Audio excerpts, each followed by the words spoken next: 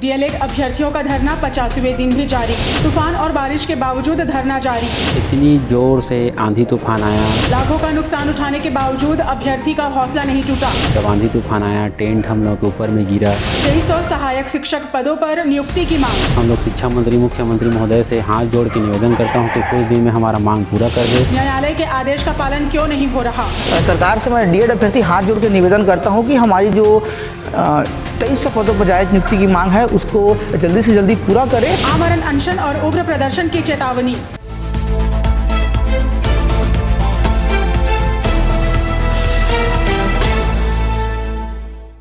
राजधानी रायपुर से बड़ी खबर सामने आ रही है। नवा रायपुर के तूता धरना स्थल पर डीएड अभ्यर्थियों का धरना 50वें दिन भी जारी रहा है। देर रात आई तेज आंधी तूफान और बारिश ने जनजीवन अस्त व्यस्त कर दिया, लेकिन डीएलएड अभ्यर्थियों का हौसला नहीं टूटा। देखिए ये खास रिपोर्ट।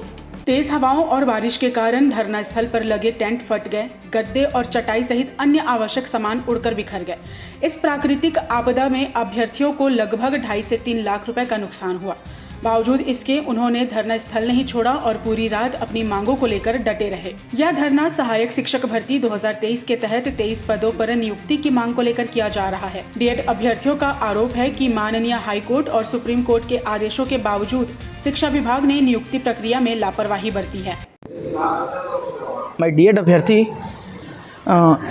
तूता धरना स्थल में पिछले 84 दिन से अपने जायज़ नियुक्ति की मांग के लिए धरना स्थल में बैठे हुए हैं और इसी बीच आज इतना आंधी तूफान और जो बारिश है वो आई थी कि हम लोग को यहाँ रुकने के लिए और बैठने के लिए भी यहाँ पर जगह नहीं मिली है। पूरी तरह से जो है हमारे जो टेंट है वो टूट चुका है, बिखर चुका है और हम लोग का जो सामान है वो भी बारिश में पूरी तरह से भीग चुके हैं और यहाँ तक कि हम खुद बारिश में भीग चुके हैं। और देख सकते हैं आपकी मैं खुद ठंड से इतना काँप रहा हूँ। इतनी ठंडी ठंडी हवा चल रही है, पूरा खुला है और एक शेड के सहारे ग्रीन कारपेट के अंदर हम लोग तूता के धरना स्थल में अपने आप को किसी भी प्रकार से सुरक्षित ढक करके तोप करके रखे हुए हैं। तो सरकार से मैं डीएड अभ्यर्थी हाथ जोड़ के निवेदन करता हूं कि हमारी जो 2300 पदों पर जायज नियुक्ति की मांग है उसको जल्दी से जल्दी पूरा करें। साथियों, मैं एक पीड़ित डीएड अभ्यर्थी हूं। अभी रात को 3:30 बजा है। इतनी ज़ोर से आंधी तूफान आया, हम लोग सोए थे, हमको पता भी नहीं चल रहा था। जब आंधी तूफान आया टेंट हम लोग के ऊपर में गिरा, तब हम लोग को पता चला कि आंधी तूफान आया है करके।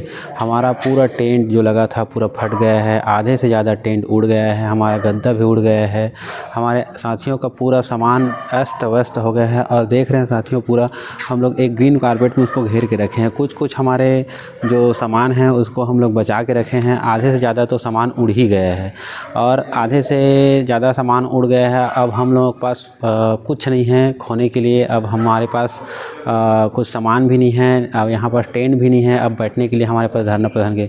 ऐसे भी हम लोग वर्तमान स्थिति में इतना आर्थिक रूप से कमज़ोर हो चुके थे और ये प्राकृतिक आपदा के कारण हम लोग बहुत कमज़ोर हो गए हैं। अब हम लोग यहाँ बैठने के लिए मजबूर हैं और यहाँ बैठ नहीं पाएंगे। अब हमको मजबूरन सड़क पे उतरना पड़ेगा।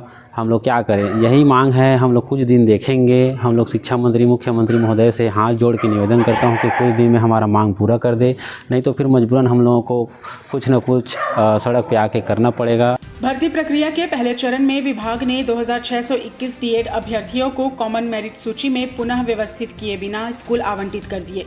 इस त्रुटि के कारण 1316 पूर्णतः पात्र अभ्यर्थी अपने संवैधानिक अधिकार के लिए धरना देने को मजबूर हैं। अभ्यर्थियों का कहना है कि अगर विभाग पारदर्शी तरीके से मेरिट सूची का पुनर्गठन करता तो आज उन्हें नियुक्ति मिल चुकी होती।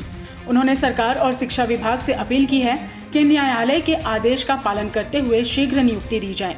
आज हम लोग का आमरण अनशन का लगभग 3 महीना 85 दिन के आसपास हो गया है, जिसमें देखते हैं कि आज रात को 3:30 बज रहा है और इतनी ज़्यादा प्राकृतिक आपदा हो रही है। बारिश, गर्जना, हवा, तूफान में पूरा हम लोग का सामान टेंट वगैरह पूरा फट गया है, सामान पूरा उड़ गया है।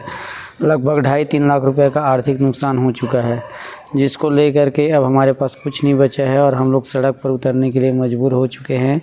इसलिए अगर आगे के रूप में हम लोग की मांग पूरी नहीं होती है तो हम जल्दी ही सड़क में उतरेंगे आज से और अलग अलग प्रकार का उग्र प्रदर्शन करने को मजबूर हो जाएंगे। इसलिए हम सीएम साहब से अपील करते हैं और शिक्षा मंत्री से अपील करते हैं कि जल्द से जल्द हमको 2300 पदों पे नियुक्ति दिया जाए। अभ्यर्थियों का कहना है कि वे पिछले लगभग 85 दिनों से शांतिपूर्ण आमरण अनशन कर रहे हैं। अगर उनकी मांग जल्द पूरी नहीं हुई तो वे सड़क पर उतरने और उग्र प्रदर्शन करने को मजबूर होंगे। हालांकि प्रशासन ने स्थिति पर नजर रखी हुई है, लेकिन अभी तक कोई ठोस कदम नहीं उठाया गया है। यह आंदोलन लगातार जारी है। डीएलएड अभ्यर्थियों का न्यायपूर्ण मांगों को लेकर उनका हौसला भी कम नहीं हुआ है। देखा जाए तो डीएलएड अभ्यर्थियों का यह धरना सिर्फ रोजगार की मांग नहीं बल्कि न्याय और पारदर्शिता की लड़ाई भी है। कठिन मौसम, तूफान और बारिश के बावजूद उनका हौसला टूट नहीं पाया। अब जिम्मेदारी सरकार और प्रशासन की है कि वे न्याय संगत फैसले लेकर इन युवा अभ्यर्थियों के अधिकारों की रक्षा करें। ऐसी ही तमाम बड़ी खबरों के लिए बने रहें निशानेबाज के साथ। नमस्कार।